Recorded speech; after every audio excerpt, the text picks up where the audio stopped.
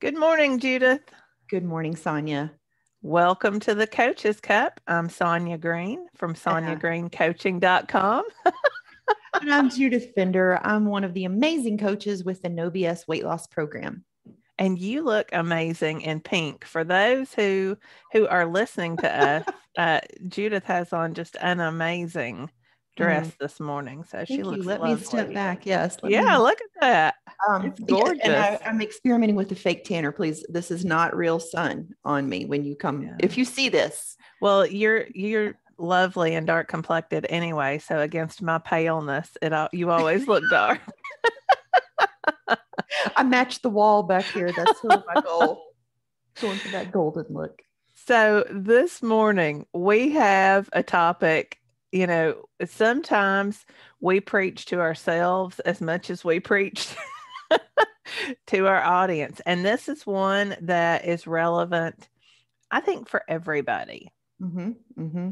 And we're calling it staying in our own lane. But, when I was growing up, my mom would tell me, she'd say, you need to mind your own business. For real. Mama had it right. Mm-hmm. Yeah, yeah. And people also, it's also boundaries. So Right. it's a very broad topic we're talking about today. But it's relevant, I think, for all of us on different levels because we're in relationships with people all the time. All the time. And, Sonia, we could even take it one step further. The most important relationship, right, of course, is the relationship with ourselves.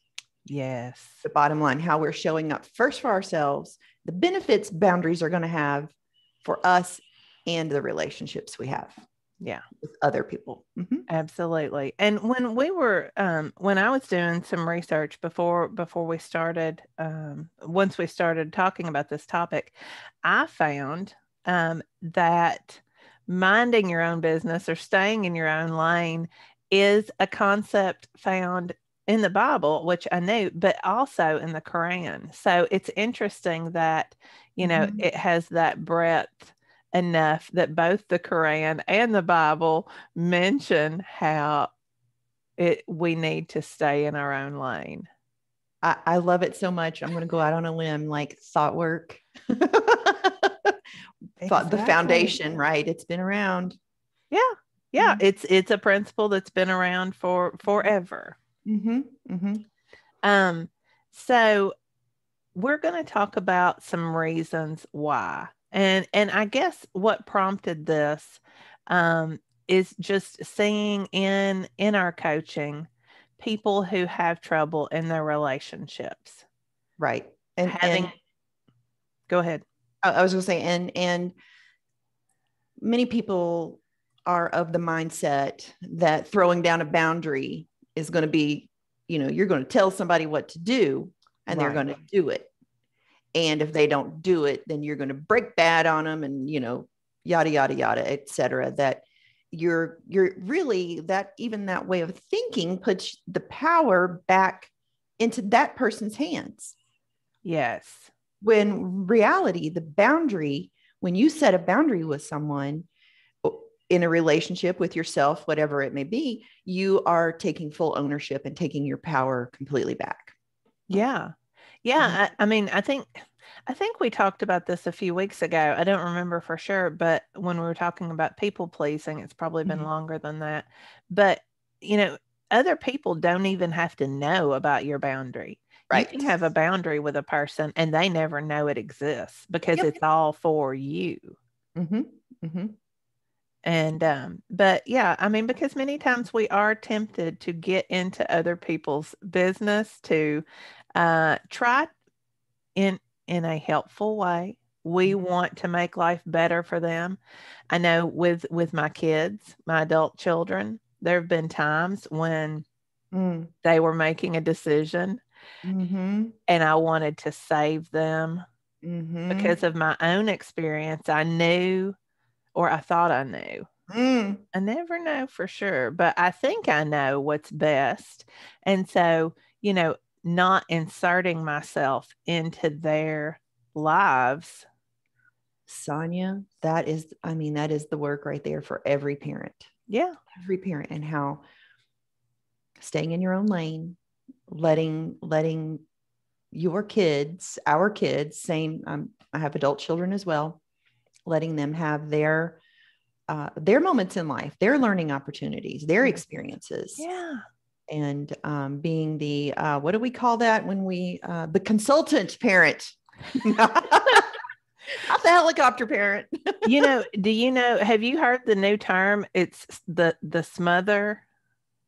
This is a new one for me. And of course, this is near and dear to my heart because I am in a university professor, and I now deal with parents. 15 years ago, I never dealt with a parent, but now it's a very common thing. And so, yeah, I mean, I love the way you said it. It's an opportunity for them to discover their own ways of coping. Mm-hmm. But anyway, so we want to talk about some reasons about why this is a benefit to you, to set boundaries, to mind your own business, to stay in your own lane, whatever it is. It really is a benefit for you. Mm-hmm. And the first one is, I've mentioned this before. This is one of my personal favorites. It saves our emotional energy. Mm-hmm. Mm-hmm. How much emotional, and this is, I guess, especially important when you think about it in terms of children, how much emotional energy do you spend on other people's problems? Right. Just what comes to my mind when you say that is worry. Yes. Like that worry wart syndrome where we just go over and over, we're thinking that worrying about somebody else's problem when there isn't anything we can do. We can just love them. Yeah. Mm-hmm. Yeah. And that's where the real gift is anyway, right? In loving them. Mm-hmm. And this is going to be closely tied to the next point, but if you aren't spending that emotional energy on on their issues, you can use that on your own goals. Yes. And how much more energy do you have to focus on your own goals and your own thought work, your own work on yourself, if you're not focusing it outward on them? And Sonya, this ties right back into what you were saying about our adult children, your college students you work with, mm-hmm. and how many moms have been, raising their children, been right there, done all the things, been present for the kids and done everything. And when they have that empty nest moment and they don't see this as the opportunity, right? Because they still are so entwined in the relationship and in an, I don't want to call it unhealthy way, but a limiting way, maybe, that they can't focus on and see the opportunity for themselves of where they're at in life. Yeah. Yeah. No, I think, I do think it's because they, we have too much spare time and we have so many modern conveniences now. Mm-hmm, mm-hmm. We can go to Kroger to buy our food. We can, there's just so many modern conveniences. We have a lot more time. And so 50 years ago, this issue of empty nest wasn't even a concept. This is a new concept because we have more time now when our children are gone. What are we going to do with our own lives? How are we going to fill our own cups? Mm-hmm. That's not something that women, I can't speak for men, but for women, that's not something we've had experience doing, maybe. Culturally. Mm-hmm. Yeah. So, I'm not, don't hear me in a blaming voice, but it just takes some time to learn to turn that energy we've been putting sometimes mm-hmm. into raising our children into something to fill our own cups. 100%. Yeah. 100%. So having a boundary for yourself and letting your children go off and do their young adult thing, and you mm-hmm. do your thing, keeping your energy focused. Yeah. Yeah, even if they fall on their face, they'll get back up. They will. Yes, they will. We did it. They'll do it. Yes. It's all good. Yes. And nobody multitasks well. it's impossible, right? That's what they say. I still try. No, we all I still try to multitask, but there's just so much research. The more we get into thought work, of course, leads to brain work, and we're, getting the information from all conduits, if you will. And I see it at least twice a day. Yeah. The brain cannot multitask. Period. No. So either we're focused on other people's issues or we're focused on our own. It's not going to be, it's an either or, folks. You're just going to be scattered and frustrated. Oh my goodness. Yeah. So the other benefit, or another benefit, not the other, but is that it prompts us, it prompts others to follow our examples. When they see us focusing on our own lives, staying out of other people's business, just moving forward, scooting along in our own path, then it prompts them to follow our example. And so, go ahead. No, I was thinking of, I have a dear friend, Patty, who I've admired for many years.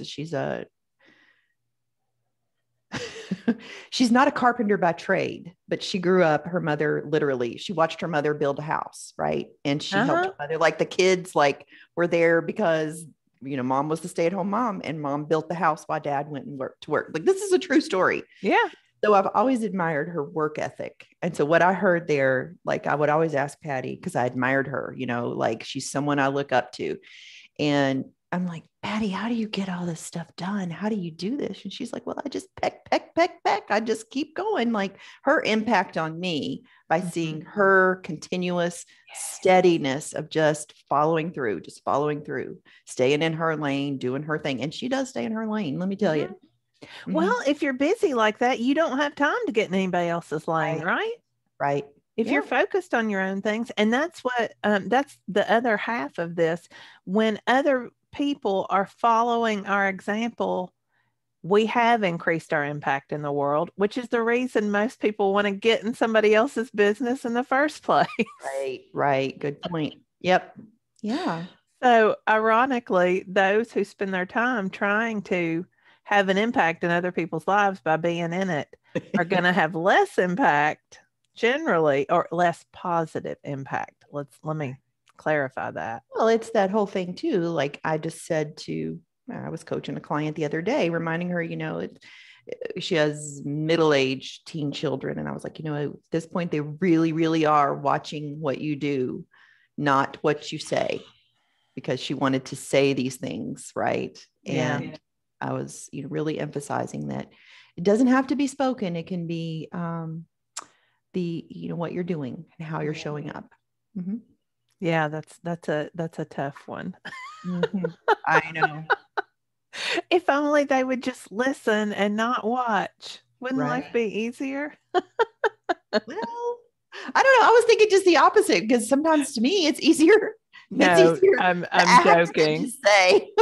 Yeah, no, you're absolutely right. I'm joking, but so many times we want people to just listen to us instead of. Oh yeah. Mom always tells the story. When I was little, she's always sewn, and she would be. I mean, I have some of my earliest memories are her sitting at her sewing machine, and she would always put pins in her mouth, to hold them as she was. Oh yeah. And so she would give me material. The first thing I did was put pins in my mouth. And she said at that moment, she realized how I was watching everything she did. And so, I thought that's what you were supposed to do, because that's what she did. So anyway. So cute. Oh my goodness. Yeah. The big reason is it improves our relationship with ourselves. And you kind of alluded to that already. Being in integrity, right? Yes. Being in integrity with yourself is everything. I just, I have started reading The Way of Integrity by Martha Beck. And I hope that sometime down the road, we can talk about that, because just so many things come together when we really realize our values and live into those. it's so interesting to have this conversation that it is not lost on me. Like I went down the Brene Brown route. Uh-huh. And so she was talking about integrity, and she had the acronym BIG, BIG, Mm-hmm. boundaries. Boundaries are to help you be in integrity with yourself and to be generous with yourself. And when you're generous with yourself, then you're generous with others. You see others in a kind way, and then that it's infinite in that it keeps giving when you are in integrity with yourself. Yeah, I love that. Mm-hmm. And that idea of, focusing in, because so many times I think, and this is going to be really closely connected to the last point, but so many times we have this idea that if we focus on ourselves, we're being selfish. I think Mm-hmm. especially women do. Mm-hmm. Um, but that's not the case at all. We have so much more to give when we can set those boundaries, Mm-hmm. and it increases everything. It increases. She went on to say that she was talking about, again, this is Brene, about compassion being rooted in love and goodness. Mm-hmm. Like this whole full circle thing of why setting a boundary and being in integrity, right? Because if you value kindness and goodness and compassion, and how this keeps giving, and that empathy brings compassion alive. Mm-hmm. And I was like, what? Yeah. It's so, because if you're with someone and you are witnessing their experience, and believing that we're all deeply rooted and connected on this earth and love them, then the compassion you can offer, but you can still have the boundary for yourself. You're not absorbing their energy or going Right. down the dark route. You're witnessing, because what human brain hasn't been in whatever circumstance they are thinking, Yeah. the thoughts, Yeah. the dark thoughts, the problems. We've all been there. We're all just figuring it out. I think about this, and I hadn't thought about this until you just brought that up. But when when someone loses someone important to them, Mm. and we talked about this several weeks ago when you were talking about your mom, but people have people are so uncomfortable with how to deal with other people's loss. Mm. Mm-hmm. And we, especially in our culture, we don't handle it well. We don't allow people to grieve. We are uncomfortable with other people's grief, so we want to cover that up. Mm. And I think this is a time when we really need to stay in our own lane. I'll just go ahead and say the last point was it increases or improves our relationship with other people.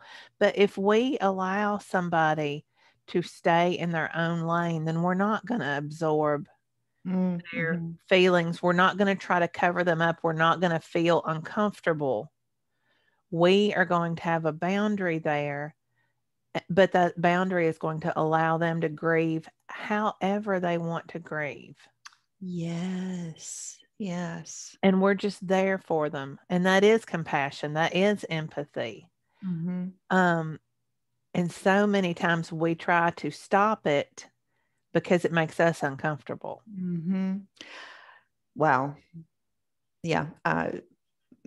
I could talk on for days about this. So this is not going to be a podcast about death, but I do. I'm sorry. It just No, no, it no, hit no. me when you were saying that. Mm-hmm. Part of my journey with my mom is I lost a sister. She lost a daughter back in 2000. She was young. I guess she was 45, 48 from cancer. And the grief that my mom went through and the witnessing, like it never went away. And it made some people in my family uncomfortable. Yeah. They couldn't handle it. And there were times, I'm going to be honest, where I was like, she wanted to talk about her all the time. Mm-hmm. And I'm like, hello, I'm alive here, Right. what about me? Yeah. But that was, my habit brain, my ego, right, wanting to step in, but the compassionate heart. When I dipped into compassion, especially now being a mother, that just allowing my mom that space to she just wanted to talk about her. Yeah. And just let it be, let her do it. And then it became not a problem for me when I let go of wanting her to change. Just wasn't a problem. Yeah. And, you were making it mean something different, right? Mm-hmm. You were I wanted to go there. Yeah. Yeah. My child brain. Yeah. Mm-hmm. But I think about a friend of mine who lost her father very suddenly in a car accident about 10 or 11 years ago. And people were uncomfortable with the length of time it took her to process the loss. Mm-hmm. Mm-hmm. Other people, and I remember people saying, shouldn't she be over? I mean, shouldn't she be over this part of the grief by now? Is this normal? Is she okay? Mm-hmm. And there's just no magic formula. Yeah. And we don't have to fix it. If Yes. we're staying in our own lane, then it shouldn't bother us because we're not trying to fix it. Mm-hmm. We're just being compassionate. We're just being empathetic, listening as long as it takes. Well, as long as we're talking about grief here, I'm just going to offer David Kessler, who got with Elizabeth Kubler-Ross. She wrote the Yeah. 5 Yeah. Yeah. stages of grief. David Kessler worked with her, came to her on the sixth stage of grief, which is now finding purpose and meaning in the loss. Mm-hmm. But he has a quote that empathy or grief must be witnessed. Yeah, absolutely. And that just plays into what you and I both are saying, that when we show up and we're empathetic and we witness from a place of compassion, love, that that we are just allowing people to the space to grieve. Yeah. Mm-hmm. Yeah. And I didn't want to turn it that way. That wasn't, I know. wasn't my intention. We're just going the moment here. I know. It really made me think about that. But, replace grief with any other emotion that you're feeling. Maybe it's fear. Mm-hmm. Maybe it's, there's so many different things that I think we're uncomfortable with as a culture. So we try to fix them. And that's why we get in other people's lanes to begin with. Yeah. It's not because, it's not because we're bad people. Yeah. It's because we think this is the caring thing to do. That's a really good point. It's like getting in their car and trying to drive it. Yeah. Like, let me take the wheel for a while. You don't know what to do. Like when your 16-year-old gets behind the wheel and you're pushing that imaginary brake in the floorboard. Right? Yeah. Oh, that's a whole nother story. I rode with my daughter yesterday. Yeah. My word. Well, maybe not 16, maybe 20 Right? something. Yeah. 25. Oh. Yeah. But yeah. Mm-hmm. So, it's tempting to do it. We are tempted to do it. But if we back up and we think about all of these benefits to just focusing on our own goals, our own business, knowing that our impact in the world is going to be compounded. Infinite. Again, that I'm like, oh, I'm just going to jump in. Like, however you want to look at it, compounded or infinite, because it just keeps giving. Yeah. Yeah. So, this week, we urge you to take a look at places where maybe you're focusing on somebody else's business. You're in their business, you're in their lane. Mm-hmm. And really examine that. Why are you there? Mm-hmm. And what benefit could you get, and what benefit could they get from you pulling back? Mm-hmm. Mm-hmm. Focusing on your own goals. Right. If it's your adult children, how, they're taking more responsibility. They're making decisions for themselves if it's in their careers. pulling back, letting them making their own choices, and you carrying on with your life. No, and it's all, of course, Sonya, I know we've said it a half a dozen times in here, but always with love. Check in with yourself. Yeah. What is your motivation? What is your why in creating a boundary?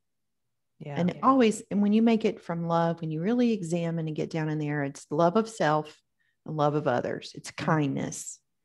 Absolutely. Mm-hmm. And, you were talking about Brene Brown earlier. One of her golden rules that I try to live by is clarity is kindness. Mm-hmm. And so if you get really clear Mm-hmm. with yourself on what your boundaries are going to be, then that is kindness to you. It is also kindness to those with whom you're in a relationship. And there's the secret of life right there. Yeah. Boom. Right, I know. I didn't even know you were getting that today. Sonya out. All right. You got anything else?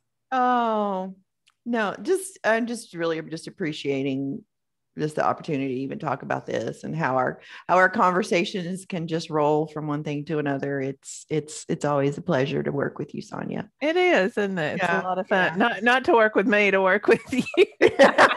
We have fun. We do. I have to kind of tell on you a little bit, since we're having fun. But yesterday, while you were riding with your daughter, you were Marco Poloing me, and your eyes were fantastic. She did something, and you made a just this little look with your eyes, and I was rolling on the floor. I was laughing so hard. I thought, what ride am I on in Disney World? This cannot be happening. It's true. So, where's my steering wheel? Where's my steering wheel? Where's my brakes? I can't find them. Oh me. So it's work that we're still doing every day. Every day. That's for sure. All right. Well, I'm Sonya Green, and if you are looking for a coach, you can find me at sonyagreencoaching.com. And I am Judith Fender. Again, I'm one of the amazing coaches with the No BS weight problem weight program, weight loss program. Little Freudian slip. I was actually scrolling. We have a new call that I was looking for how to get people there directly. But I'm going, for this purpose, for this call, I'm going to say your easiest route would be to go to Losing 100 Pounds with Corinne Crabtree, and go from there, and you will find all the links there. All the things. All the wonderfulness. All right. If you love our podcast as much as we do, then please go to iTunes or Google Podcasts and give us a 5-star rating. And we'd love a little review there. So that would be awesome. Until next week. All right. See ya. Bye.